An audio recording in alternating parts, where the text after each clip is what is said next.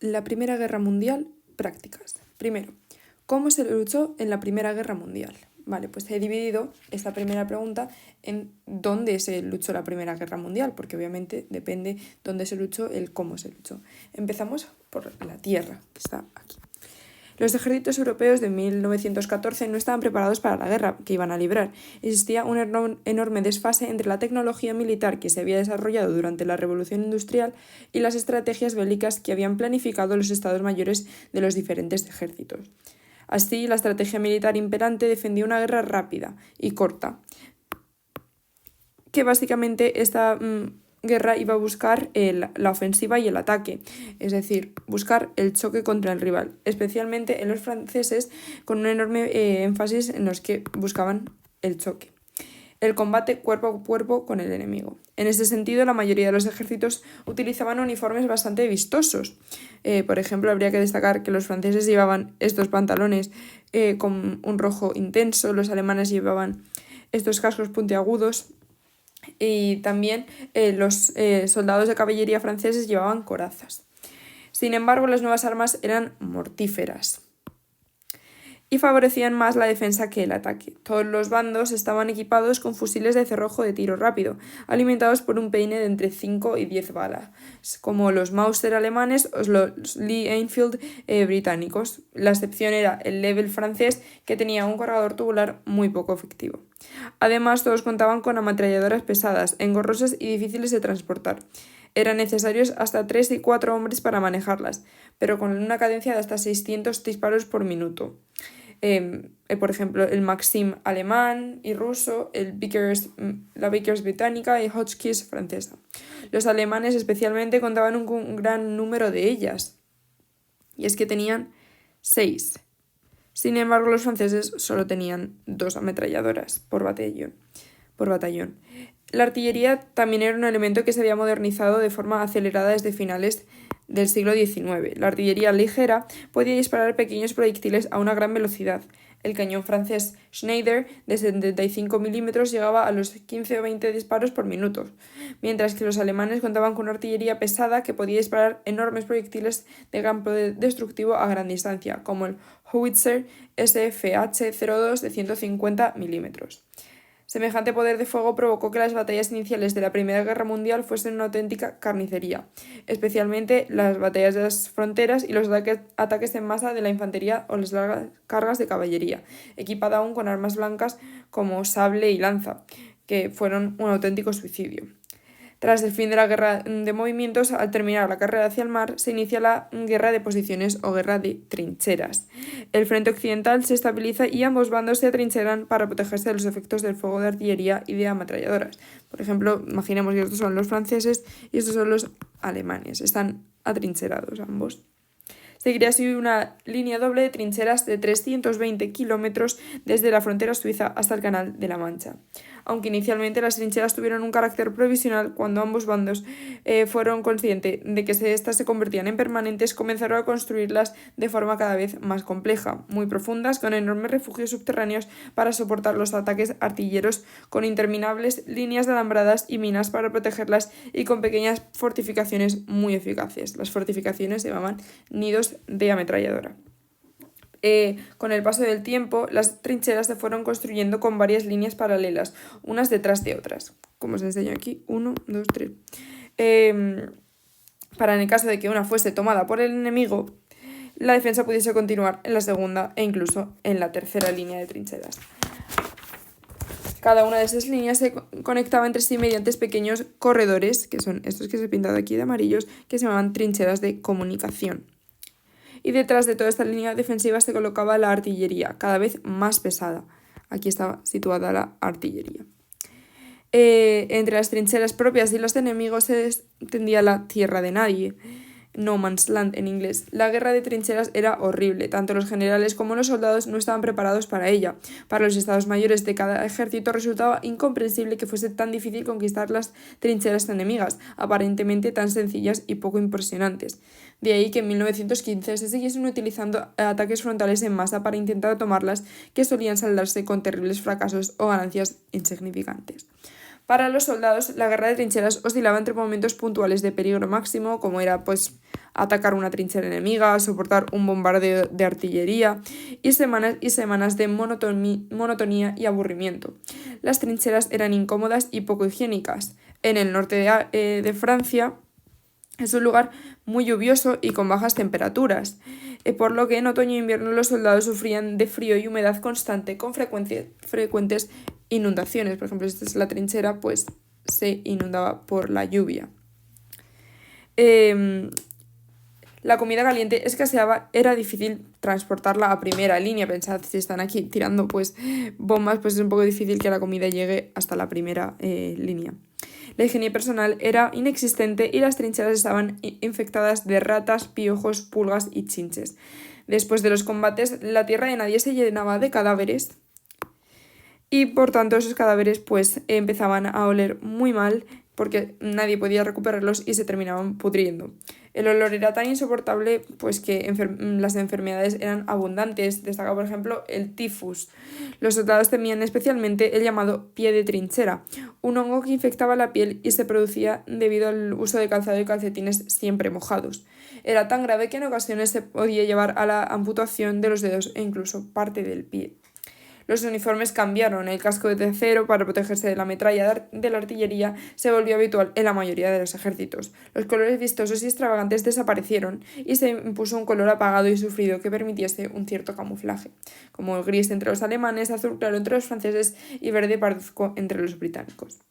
La dureza de la guerra de trincheras conllevó a la existencia de un sistema de relevos, en el que los soldados pasaban unas semanas en primera línea, soportando las peores condiciones, luego eran retirados a la segunda línea y luego a la tercera. Pues que eran unas líneas más tranquilas y menos peligrosas, donde actuaban como reservas en caso de ataque.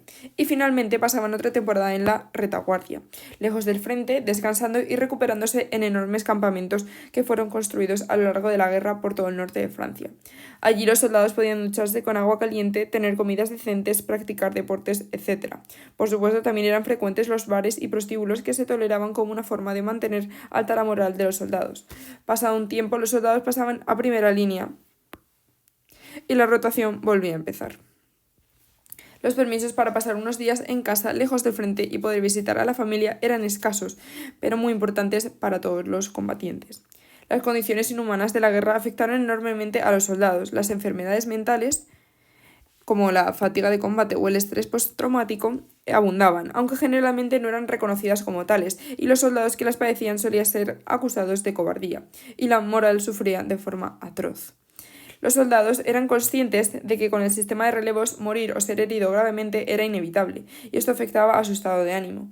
Las heridas provocadas por las armas modernas eran devastadoras. Aunque ya se habían desarrollado anestésicos, todavía no existían ni las transfusiones de sangre ni los antibióticos, así que las infecciones eran muy frecuentes y las amputaciones una forma corriente de actuar por parte del personal sanitario. Ante esta situación, las autolesiones y las deserciones se convirtieron en un problema muy grave en todos los ejércitos. Para evitarlas, se recurrió a medidas disciplinarias extremas y muchos soldados de todos los ejércitos fueron ejecutados por estas causas, siendo el ejército italiano el que más recurrió a esta medida. Para intentar romper el estancamiento provocado por la guerra de trincheras se desarrollaron nuevas armas y tácticas.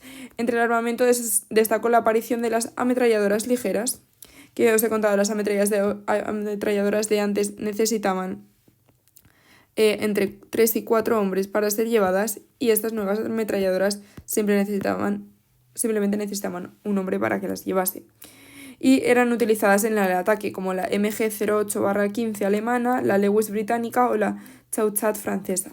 Las granadas de mano también destacaron, que regla para que os lo aprendáis, las granadas es una fruta, las de Alemania se llamaban mango y las de Gran Bretaña piña. Y los lanzallamas, que era básicamente un depósito de combustible y gas impulsado a presión y encendido por una llama, cuya efectividad era escasa, pero cuyo impacto moral era tremendo. Sin embargo, el arma más poderosa de la Primera Guerra Mundial fue la artillería, a la que se le atribuyen más del 70% de las bajas. A medida que la guerra avanzaba, los cañones se fueron haciendo cada vez más grandes y llegando a tamaños de 203 milímetros y 410 milímetros. Dado el carácter estático de la guerra, la dificultad de mover semejantes monstruos se convirtió en una cuestión poco importante. La táctica habitual era un bombardeo continuo y de baja intensidad para tener en tensión constante a los soldados de primera línea. Para este cometido también eran útiles los morteros, piezas pequeñas de artillería situadas en las trincheras de primera línea y que disparaban con una trayectoria curva que las convertía en muy peligrosas. Cuando se decidía atacar un objetivo, se llevaba a cabo un fuego de preparación, que consistía en un machaque continuo durante días de las trincheras enemigas para intentar destruirlas. El problema de estos fuegos de preparación era la escasa eficacia a la hora de eliminar alambradas y nidos de ametralladoras, y la mayoría de los soldados sobrevivían a sus efectos gracias a los grandes refugios subterráneos. Además, estos bombardeos destrozaban la tierra de nadie, llenándola de cráteres y haciendo más difícil el avance de los atacantes. Por otro lado, el cese del fuego era una señal del principio del ataque enemigo y permitía a los soldados salir de sus refugios y utilizar sus ametralladoras, morteros y artillería para diezmar así a los atacantes. Ante esta situación, el uso de artillería se volvió cada vez más sofisticado, desarrollando, por ejemplo, el llamado fuego de barrera, que básicamente consistía en una sincronización entre la artillería y la infantería, haciendo que los disparos de los cañones avanzasen a la vez que los soldados. Otra posibilidad era el fuego de barrera en caja, destinado a aislar una posición enemiga y que no pudiese recibir refuerzos. En este caso, la artillería bombardeaba alrededor de las trincheras enemigas rodeándolas con sus impactos. También se utilizó el llamado fuego de contrabatería, que tenía como objetivo destruir los cañones enemigos. Aún así, la artillería no permitió romper el estancamiento del frente occidental, sí era eficaz y su fuego ayudaba a conquistar la primera línea de trincheras, pero todavía existían 2 o 3 líneas más que había que tomar y que estaban fuera del alcance de la artillería. Obviamente había que mover los cañones para acercarlos a la nueva línea del frente, pero esto era casi imposible debido a su tamaño y a los destrozos producidos por el propio bombardeo que convertían el campo de batalla en impracticable. Otra idea fue el uso de gases tóxicos. Inicialmente se utilizó el cloro mediante grandes bombonas de gas que se abrían cuando el viento soplaba en la dirección adecuada. Su primer uso fue por parte de los alemanes en Ypres en 1915 y fue pronto imitado por los aliados. Las bombonas fueron pronto sustituidas por proyectiles de artillería para evitar un desastre ante un cambio en la dirección del viento. Y el cloro fue sustituido por gases cada vez más sofisticados, entre los que destacó el fosgeno y sobre todo el llamado gas mostaza. Cloro y fosgeno provocaban la muerte por asfixia, pero el gas mostaza además se condensaba en forma líquida y provocaba quemaduras y ceguera entre sus víctimas. El gas fue, junto al lanzallamas, el arma más temida por los soldados de la Primera Guerra Mundial, ya que aunque provocaba pocas muertes, sí dejaba secuelas permanentes para toda la vida, como las cegueras, enfermedades pulmonares, etc. Curiosamente, el gas fue poco eficaz, ya que el desarrollo de las máscaras antigas fue una contramedida muy eficaz. Sin embargo, se usó en abundancia por su efecto moral y para hacer más difíciles las condiciones de combate, ya que la máscara era muy incómoda de utilizar. Otra de las innovaciones de la guerra fue la invención de tanques, vehículos blindados movidos por orugas y armados con ametralladoras y cañones. Fueron un invento británico al que rápidamente se le sumaron los franceses. El tanque permitía avanzar por la tierra de nadie salvando los cráteres de la artillería y las trincheras enemigas. Su blindaje le protegía de las ametralladoras y su propio armamento le permitía aniquilar al enemigo.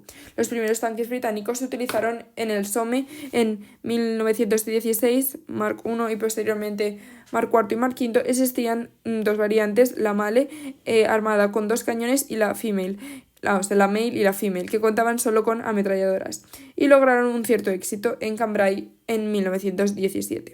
Los franceses les imitaron con los modelos Saint-Chamond y Renault FT, que era el diseño más eficaz. El principal defecto de los tanques era su escasa velocidad, lo que unido a los frecuentes fallos mecánicos y a su escasa autonomía provocaba que no pudiesen avanzar en profundidad en las líneas enemigas. Además, los alemanes pronto descubrieron que los tanques eran vulnerables al fuego de artillería directo. En cuanto a las tácticas utilizadas para romper el estancamiento de la guerra de trincheras, hubo una evolución constante a lo largo de la guerra. Entre 1916 y 1917 se siguieron utilizando los ataques frontales de infantería con el apoyo de sus potentes barreras de artillería y los soldados marchando de una forma más dispersa. Su éxito fue, nulo, y provocó enormes mortandades, especialmente en el Somme y Chemin des Dames. Los alemanes perfeccionaron el uso de la artillería, que alcanzó su máxima virulencia en Verdún, aunque también son escasos los resultados. El empecinamiento de los generales en continuar usando tácticas totalmente infructuosas y con un enorme costes fue la causa del motín del ejército francés. en 1917. Para 1918, ambos bandos habían variado sus tácticas de combate. Los alemanes se decantaron por el uso de unidades de élite conocidas como tropas de asalto, soldados muy bien entrenados y motivados con una gran cantidad de ametralladoras y subfusiles, que eran otro nuevo invento, y granadas. Su objetivo no era tomar las trincheras enemigas, sino infiltrarse tras las líneas enemigas y destruir sus comunicaciones, puestos de mando y reservas para aislar a los soldados de la primera línea. Los alemanes además desarrollaron una serie de ataques artilleros muy violentos y precisos con abundante uso de gas contra la artillería enemiga, y puntos específicos que serían posteriormente atacados por su infantería. El sistema tuvo un éxito efímero, la mortalidad entre las tropas de asalto era altísima, lo que debilitaba el ímpetu de ataque y persistía el problema de mover la artillería para mantener la ofensiva.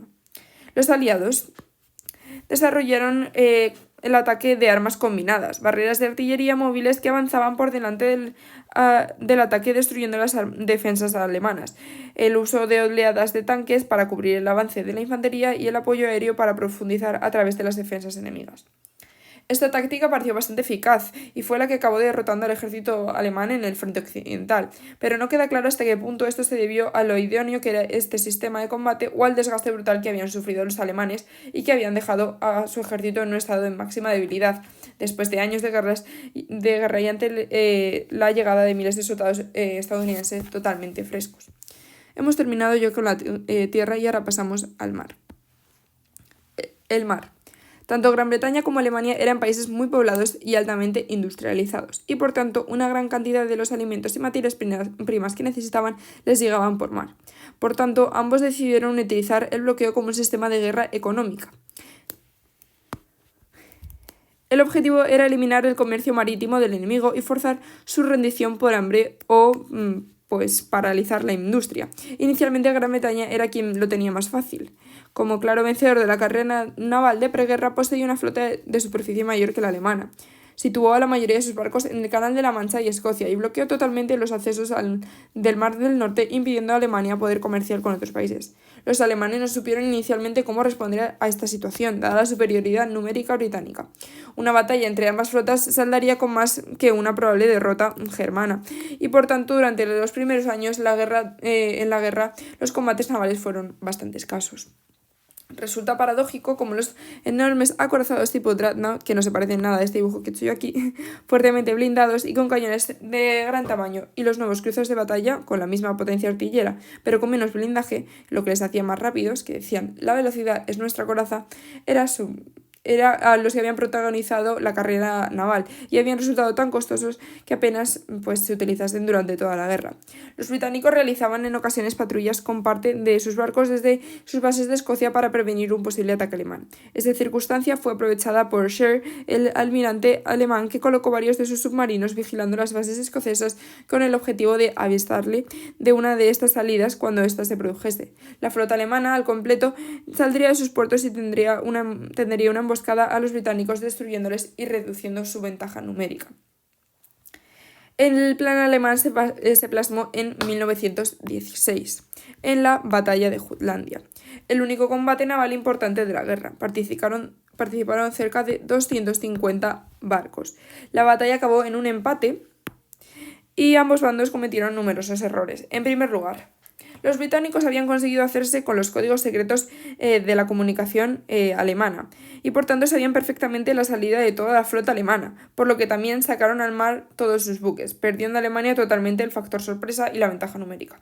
Sin embargo, los británicos no fueron capaces de aprovechar esta ventaja y su artillería se comportó de una forma bastante eficiente en comparación con la alemana, y además sus cruceros de batalla demostraron tener un grave error de diseño, hundiéndose varios de ellos al recibir los impactos de la artillería alemana. Jellicoe, el almirante británico, actuó además de una forma excesivamente prudente, temeroso de cometer algún error que llevase a la derrota, y por tanto a la de todo el país. Por tanto, a pesar de todo, los alemanes fueron capaces de escapar y retornar a sus bases con pérdidas poco significativas. En Jutlandia, los alemanes perdieron 11 grandes buques frente a 14 británicos. Sin embargo, la flota alemana no había conseguido ninguno de sus objetivos, y la situación volvió al punto de partida. Como dijo un periodista de la época, los alemanes han golpeado al carcelero, pero siguen en la cárcel. La táctica alemana para poder bloquear a Gran Bretaña fue realmente novedosa al utilizar un nuevo tipo de buque, el submarino U-Boat. Los submarinos, como su nombre indica, eran barcos sumergibles dotados de 2 motores, uno diésel para navegar en la superficie y otro eléctrico para navegar bajo agua. Los submarinos de la Primera Guerra Mundial eran muy primitivos, lentos y con una autonomía sumergidos de unas pocas horas, después de las cuales debían subir a la superficie para recargar sus baterías eléctricas, que además en las que suministraban el oxígeno para poder respirar bajo el agua, por tanto era muy importante. Sus armas principales eran las minas y los torpedos. Las minas eran básicamente grandes explosivos que se anclaban bajo el agua y eran muy difíciles de detectar. Cuando un barco chocaba con ellas, estallaban, provocando su hundimiento. Los submarinos alemanes tenían minas en los accesos a los puertos aliados para destruir sus barcos mercantes. Hubo que crear un nuevo tipo de barco, el dragaminas, encargado de limpiar estos campos de minas. Pero el arma más eficaz era el torpedo, un proyectil autodirigido con una enorme cabeza explosiva capaz uno solo de ellos de hundir cualquier tipo de barco. La combinación de un torpedo con un avión era imposible de detectar. El submarino fue letal, por tanto, y los alemanes iniciaron una campaña de ataques contra los mercantes que se dirigían hacia Gran Bretaña muy exitosa. A partir de 1917, Alemania inició la guerra submarina sin restricciones, con el objetivo de forzar la rendición británica por hambre. Dicha campaña provocó la entrada en la guerra de Estados Unidos, pero estuvo a punto de tener éxito. Para abril de 1917, Gran Bretaña solo contaba con alimentos para 6 semanas. Ante semejante situación, Gran Bretaña llevó adelante una serie de medidas exitosas destinadas a contrarrestar la amenaza de los U-Boat. Y son las siguientes. Primero, es la creación del sistema de convoyes. Los barcos navegaban juntos, fuertemente escoltados. De esta forma se utilizan mejor los recursos militares, ya que unos pocos barcos de guerra pueden defender a muchos barcos mercantes. También la aparición de nuevos sistemas de detección, como los hidrófonos de 1917, capaces de captar el ruido de los motores del submarino. También se desarrollaron sistemas de armas submarinas, como el uso de destructores que eran pequeños barcos de guerra muy rápidos equipados con cargas de profundidad, explosivos diseñados para atacar a los submarinos bajo el mar. Y por último, la concentración de los principales recursos antisubmarinos en el Canal de la Mancha, lo que obligaba a los submarinos alemanes a llegar al Atlántico a través del Mar del Norte rodeando las Islas Británicas, un viaje más largo que afectaba su capacidad de ataque. Las medidas antisubmarinas aliadas no consiguieron contrarrestar de todo la amenaza submarina germana, pero sí permitió reducir el número de barcos hundidos y permitir a Gran Bretaña sobrevivir al bloqueo alemán.